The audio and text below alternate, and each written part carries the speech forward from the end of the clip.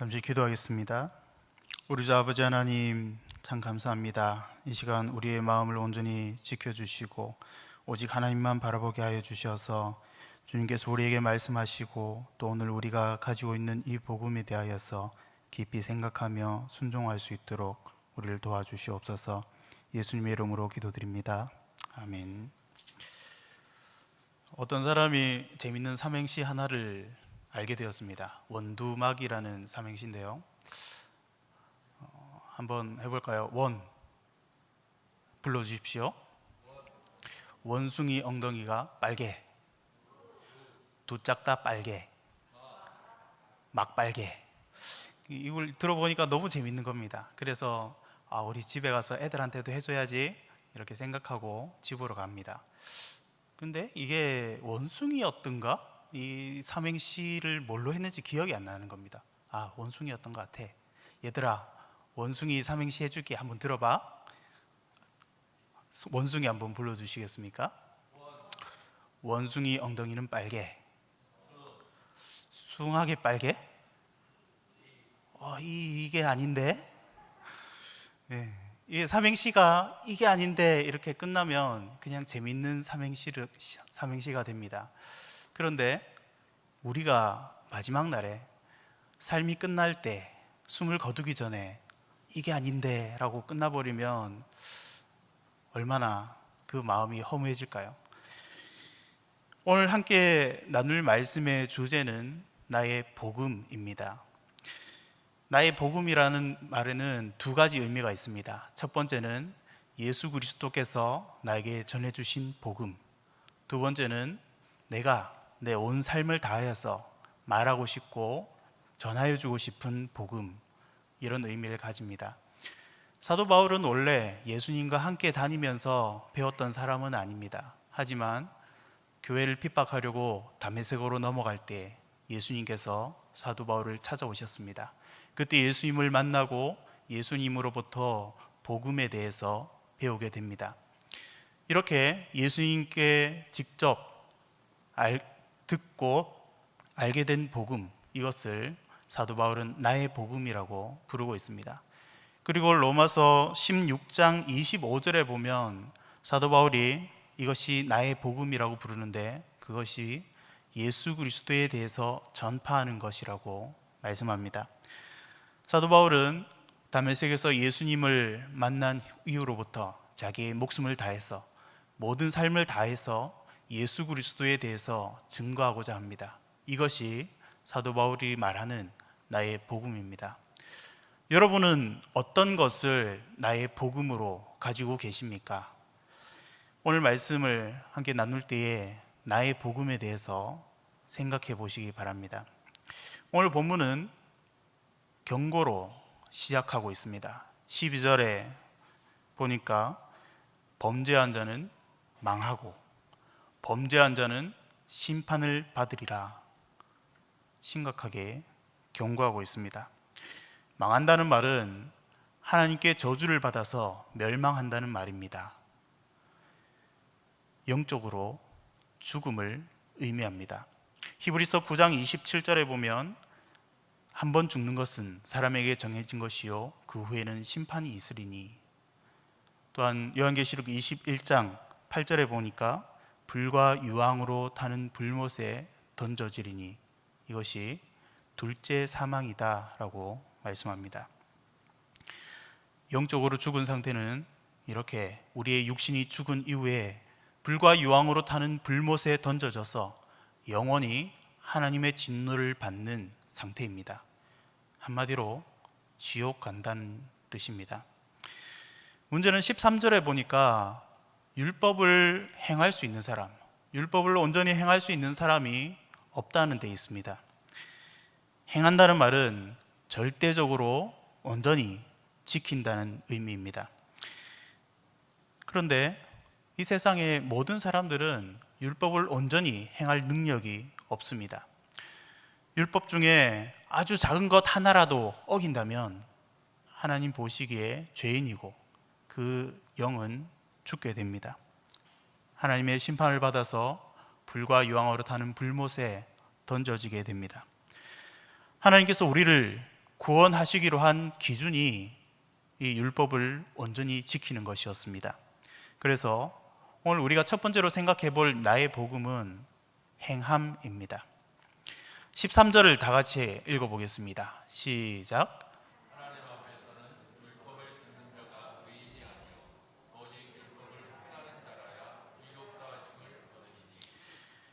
하나님의 기준은 처음부터 이것이었습니다. 율법을 행하는 자, 하나도 틀림없이 온전히 지키는 자, 그 사람이 구원을 받는다는 것이 하나님의 기준입니다. 그래서 누구든지 하나님 앞에서 의롭다 하심을 얻으려면 율법을 온전히 지켜야 했습니다. 우리는 주일 오전마다 예배 시간에 십계명을 교독하고 있습니다. 여러분, 이 십계명을 오늘도 교독하셨는데 어떤 마음을 가지셨습니까? 나는 하나님의 계명 앞에서 어떤 사람입니까? 계명을 온전히 지키는 사람입니까? 아니면 때때로 실수하고 넘어져서 하나님 앞에서 망하게 된 사람입니까? 하나님의 기준으로 보면 우리는 망할 수밖에 없습니다. 지금 바울의 이런 말을 듣던 유대인들의 마음도 비슷했을 것 같습니다. 이게 아닌데?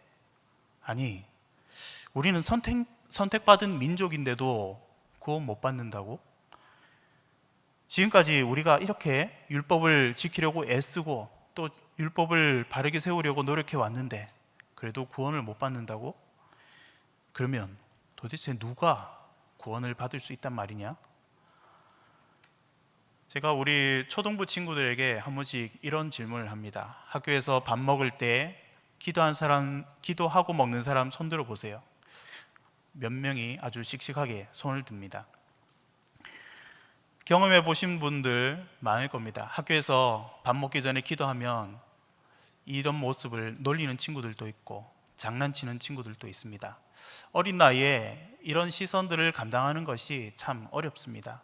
그래서 위축되어서 기도하는 척만 하는 친구들도 있고 어떤 친구들은 기도하는지 안 하는지 모르게 기도하는 친구들도 있고 다양합니다. 그런데 우리가 나이가 들고 어른이 되어도 사람들 앞에서 우리의 믿음을 보이는 것이 참 쉽지 않은 일입니다. 이런 면에서 보면 유대인들은 참 경건하고 하나님 앞에서 신실한 백성들이었습니다. 어디 가서도 이 사람들이 하나님의 백성이라는 사실을 잘 드러내는 사람들이었습니다. 세상 모든 사람들이 유대인들은 하나님의 백성이라는 사실을 알고 있었습니다. 그런데 오늘 본문은 이런 유대인들을 향해서 말씀합니다. 하나님 앞에서는 율법을 듣는 자가 의인이 아니요 오직 율법을 행하는 자라야 의롭다 하심을 얻으리니. 유대인들은 율법을 듣는 자들이었습니다. 타락한 이 세상에서 하나님의 말씀을 듣고 하나님을 만날 수 있는 유일한 백성들이 유대인들이었습니다. 세상 사람들도 이것을 잘 알고 유대인들이 아니면 하나님을 알 수 없는 상황이라는 것을 아는 사람들도 많이 있었습니다. 그런데 이렇게 유대인들이 하나님의 말씀을 가지고 있고 하나님의 말씀대로 살려고 애쓰고는 있었지만 하나님 보시기에 유대인들은 여전히 죄인들입니다. 그들도 율법을 온전히 행할 수는 없었기 때문입니다. 어쩌면 오늘 우리들의 모습도 이런 유대인들과 비슷할 것 같습니다. 행함이라는 기준으로 본다면 우리는 망했습니다. 하나님 앞에서 심판받아서 지옥으로 갈 수밖에 없습니다. 율법을 온전히 행할 수 없는 이유가 무엇일까요? 우리는 날 때부터 죄인들이기 때문입니다. 이미 우리의 마음이 죄로 물든 상태로 태어나서 살아가기 때문에 율법을 어길 수밖에 없습니다. 예수님 믿은 이후에 거짓말 한번 안 해보신 분 계십니까? 나는 예수님 믿기 때문에 절대로 거짓말 하지 않을 거야. 다짐을 해도 급한 상황이 오면 자연스럽게 거짓말이 나오게 됩니다. 예수님을 믿어도 하나님의 계명을 한 번쯤은 어기는 것이 우리들의 삶입니다. 내가 율법을 행할 수 없는 죄인이라는 것을 알아야 합니다. 로마서는 이런 우리 상태를 계속해서 고발하면서 너희가 어떤 상태인지 알아야 한다고 계속해서 알려주고 있습니다. 이것이 우리들에게는 복음이 됩니다. 내가 아무리 노력해도 하나님의 말씀을 온전히 지킬 수 없구나. 그러면 하나님 심판 날에 내가 망할 수밖에 없는 영적으로 죽은 사람이구나.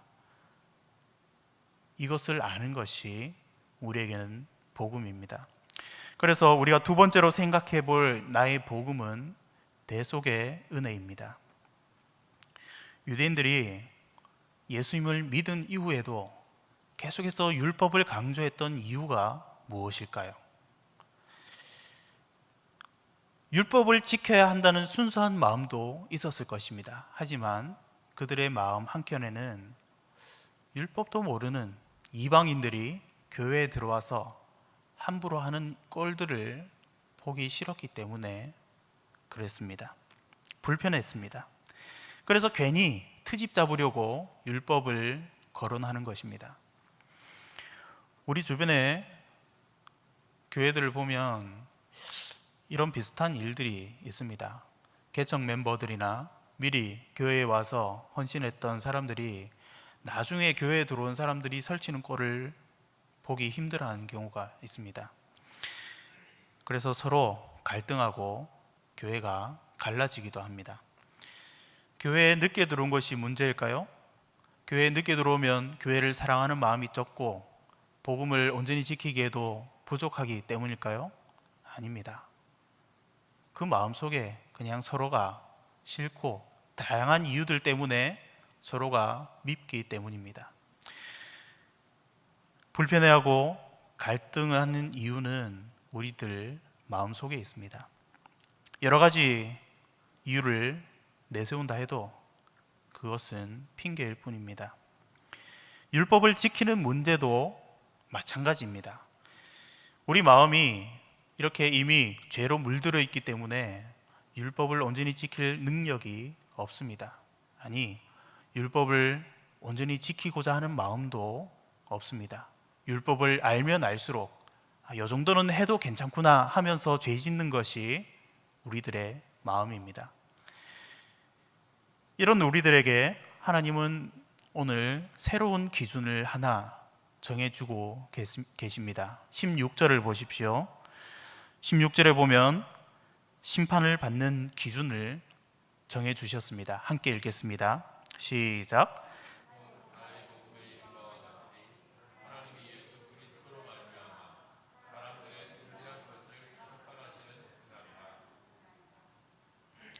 율법이 아니라 이제 예수 그리스도로 심판하겠다라고 새로운 기준을 정해주시고 있습니다. 이제부터 우리가 구원받는 기준은 율법을 온전히 행하는 것이 아니라 예수 그리스도입니다. 지금까지는 율법을 지키는 것이 어렵고 지키기 싫을 때도 있지만 구원받기 위해서는 억지로라도 지켜야 했습니다. 하지만 이제부터는 예수님을 믿기만 하면 구원받을 수 있다라고 말씀합니다. 예수님을 믿는다는 것은 예수님과 함께 우리의 모든 죄된 육신을 십자가에 못 박아 죽이는 것입니다. 그리고 예수님과 함께 다시 살아나는 것입니다. 죄로 물든 내가 죽으면 예수 그리스도께서 부활하시듯이 하나님께서 우리를 다시 살려주실 것입니다. 하나님께서 심판하실 때에 이것을 보시겠다는 것입니다. 내가 예수 그리스도와 함께 죽었는가? 내가 예수 그리스도와 함께 다시 살아났는가? 이것이 하나님의 심판의 기준이 되었습니다. 로마서 8장 28절에서 30절에 보면 하나님께서는 이미 우리를 구원하셨다라고 선언하고 있습니다. 우리가 알거니와 하나님을 사랑하는 자, 곧 그의 뜻대로 부르심을 입은 자들에게는 모든 것이 합력하여 선을 이루느니라. 하나님이 미리 아신 자들을 또한 그 아들의 형상을 본받게 하기 위하여 미리 정하셨으니 이는 그로 많은 형제 중에서 맏아들이 되게 하려 하심이니라. 또 미리 정하신 그들을 또한 부르시고 부르신 그들을 또한 의롭다 하시고 의롭다 하신 그들을 또한 영화롭게 하셨느니라. 예수님이 우리 맏아들이 되셨다는 것은 우리 중에서 가장 먼저 죽으시고 가장 먼저 부활하셨다는 것을 말합니다. 특히 미리 정하셨다, 부르셨다, 의롭게 하셨다, 영화롭게 하셨다, 이 표현들은 이미 일어나고 끝난 사건을 의미합니다. 하나님께서 이미 우리를 불러놓으셨다. 하나님께서 이미 우리를 영화롭게 하셨다. 하나님께서 이미 우리를 의롭게 하셨다. 이미 결정 끝. 하나님께서 이렇게 결정해 주셨기 때문에 우리가 예수님을 닮아갈 수 있고 예수님처럼 순종할 수 있게 된 것입니다. 많은 유대인들이 이것을 들으면서도 깨닫지 못했습니다. 인정하려고도 하지 않았습니다. 여전히 구원을 받기 위해서 율법을 잘 지켜야 한다고 주장하고 있습니다. 그런데 우리는 우리에게 주신 이 새로운 기준을 알게 되었을 때 믿었습니다. 이것이 아주 놀라운 기적입니다. 하나님께서 도와주시지 않으면 알 수 없는 것입니다. 그래서 이것을 아는 것이 우리에게는 복음입니다. 마지막으로 생각해 볼 나의 복음은 고난입니다. 하나님께서 예수 그리스도라는 새로운 기준을 우리에게 정해 주셨는데 우리가 예수님과 함께 십자가에 못 박히고 다시 살아나고 예수님과 함께 다시 살아가려면 고난을 각오해야만 합니다. 사람들이 보통 인사가 만사다라는 말을 하죠. 우리 성도님들 중에서도 개인 사업을 하시거나 직장 생활을 하시는 분들은 사람을 적재적소에 배치하는 것이 얼마나 중요한지 많이 느끼실 것 같습니다. 하나님께서도 우리를 적재적소에 배치하시는 것이 아주 중요한 일입니다. 우리를 이 땅에 보내주셨는데 이런 우리들을 한번 생각해 보십시오. 하나님이 나를 보실 때 정말 잘 세워놨어. 내가 정말 마음이 안심이 된다. 이렇게 생각하실까요? 아니면 아이고 저거 이러고 계실까요? 우리는 정말 잘하고 있는 걸까요? 14절과 15절을 보면 이방인들은 하나님의 말씀을 알지 못할 때에, 들을 수 없었을 때에 그들의 양심의 기준, 자신들의 기준을 따라서 어느 정도는 율법을 행할 수 있었다라고 말씀합니다. 하지만 앞에서 살펴본 것처럼 어느 정도만 지키는 것, 일부분만 잘 지키는 것은 의미가 없습니다. 안 지키는 것과 별 차이가 없습니다. 하나님께서 이런 사람들을 부르신 후에 이런 사람들에게 복음을 맡겨 놓으셨습니다. 마음 편하게 지내실 수 있을까요? 욥이라는 사람은 하나님께서 아주 자랑하실 만한 사람이었습니다.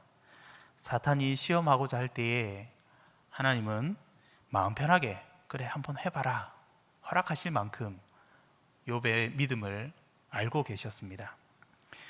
사탄이 가서 먼저 욥의 재산을 다 빼앗고 그 자녀들까지 죽여버립니다. 그런데도 욥은 하나님을 원망하지 않습니다. 다음에 가서는 욥의 생명만 겨우 부지할 만큼 남겨두고 온몸에 피부병이 들게 합니다. 그 아내조차도 욕하면서 하나님을 저주하라고 말하고 도망가 버릴 만큼 아주 심각한 상황이었습니다. 그런 상황에서도 욥은 하나님을 원망하거나 저주하지 않습니다. 욥기 2장 10절 우리 함께 읽어봅시다. 시작.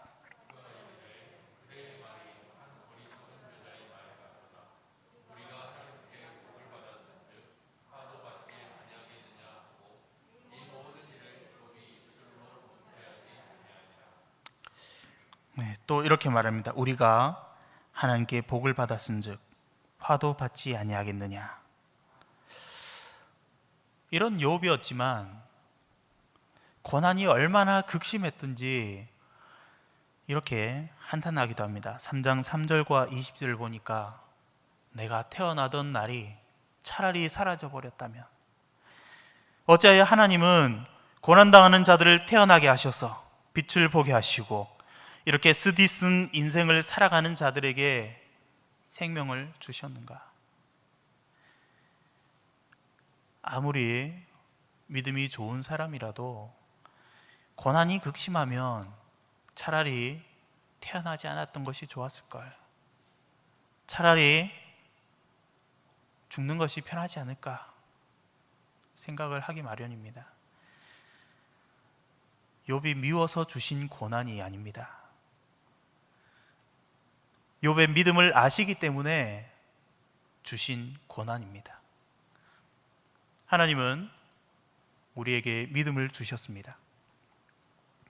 예수 그리스도와 함께 십자가에서 죽었고 다시 살아난 우리들에게 주신 선물입니다. 믿음으로 살다 보면 고난이 닥쳐오기 마련입니다. 이 고난은 나의 복음, 예수 그리스도를 드러내는 고난입니다. 욥이 이유 없이 고난 당할 때 욥을 변호하시고 욥을 위로해 주실 분은 예수 그리스도밖에 없습니다. 42장 2절에 있는 욥의 마지막 고백을 우리 함께 읽어보겠습니다. 2절과 3절입니다. 시작.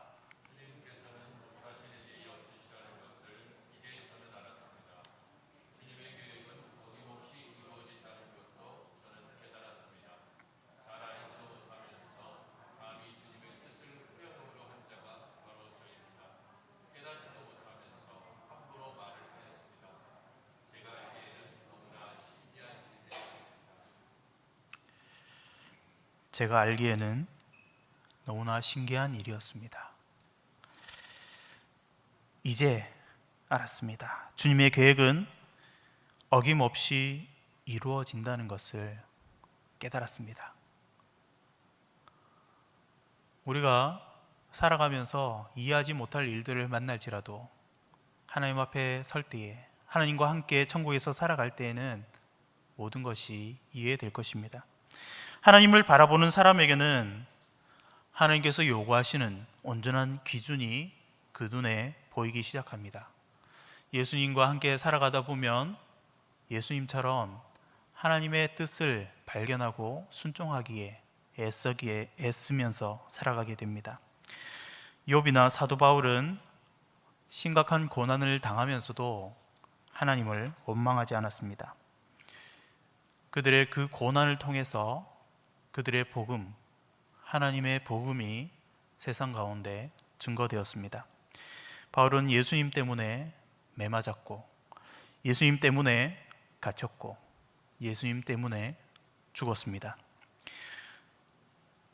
사실인지 알 수는 없지만 사도 바울이 사형당할 때 있었던 일화가 있습니다.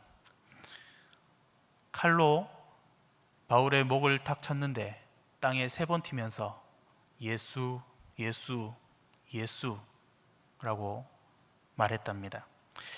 그리고 그 튀어오른 자리마다 샘이 터졌습니다. 이 자리에 지금 새 분수 교회라고 교회가 세워져 있습니다.